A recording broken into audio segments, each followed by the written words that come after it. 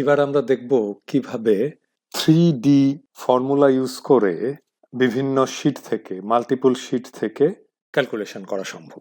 ধরা যাক এখানে 4টা রিজন বাংলাদেশের 4টা রিজনের সেলস ডেটা আছে। একই ফরম্যাটে একই জায়গায় সবকিছু সবগুলো শীট একইভাবে ডেটাগুলো ক্যালকুলেট করা হচ্ছে। এখন আমি এইটার একটা কম্পাইলেশন করব এই জায়গায় শীট 1-এ। তো আমি কিভাবে করতে পারি? আমি যেটা করতে পারি সেটা হচ্ছে কপি করতে পারি এই শীটটাকে, মুভ টু এন্ড।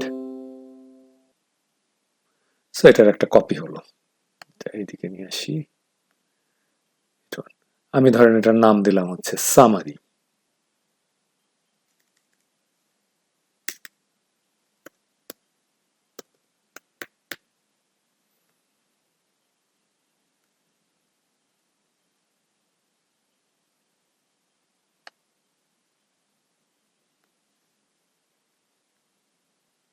সো এখানে এটা আমি করে দিলাম সামারি।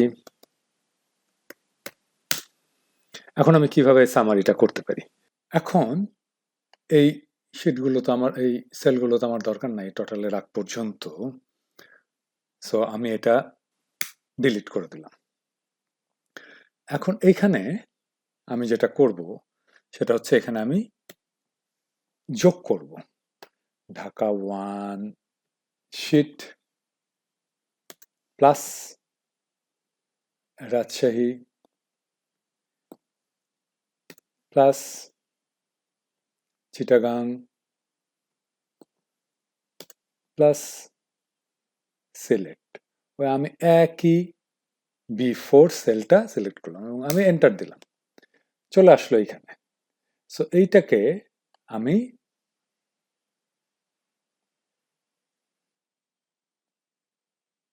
করে দিলাম। এইটা হচ্ছে টোটাল, এই 4টা শীটে যা যা আছে সেটার টোটাল। সো এটা একটা মেথড। এটা আর একটা মেথডে করা যায়। সেটা কিভাবে? আমরা দেখেন আবার চলে যাই এখানে আগের অবস্থায়। এইখানে আমি লিখব সাম, তারপরে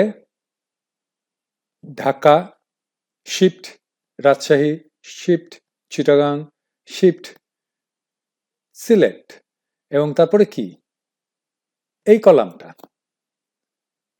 হচ্ছে আমার রেফারেন্স কলাম। সব যোগ হয়ে গেল।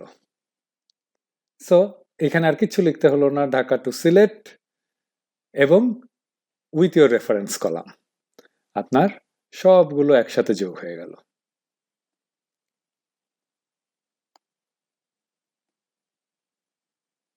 সো একটা কমান্ডে আপনি পুরো কাজটা করে ফেলতে পারলেন। So that's it.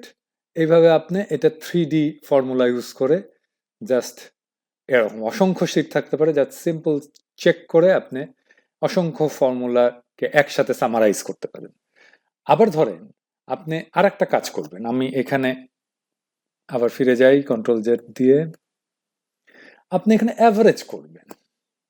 সো এখানে আপনি লিখলেন অ্যাভারেজ, দেন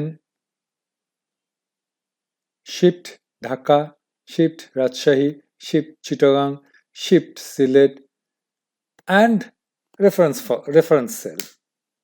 সো আপনার এখানে সব অ্যাভারেজ হয়ে গেল, যে অ্যাভারেজে আপনার কোথায় ন্যাশনালি আপনি রিজনগুলোতে অ্যাভারেজে আপনি কত করে বিক্রি করেছেন। সো এইখানে আপনার যা যা ফাংশন আছে সবগুলোই এইভাবে আপনি অনেকগুলো শিটকে একসাথে 3D ফর্মুলা ইউজ করে সামেশন করতে পারেন, এটা অ্যাভারেজ করতে পারেন, এটা ম্যাক্সিমাম দেখতে পারেন, এটা মিনিমাম দেখতে পারেন, এটা যা যা ফাংশন আছে আপনি সবগুলো এখানে করতে পারেন। সো আপনারা একবার ট্রাই করে দেখেন এবং ট্রাই করে দেখেন এটা করা যায় কিনা। নিজেদের কোনো প্রবলেম থাকলে সেটাকেও আপনি কাজ করতে পারেন। Thank you.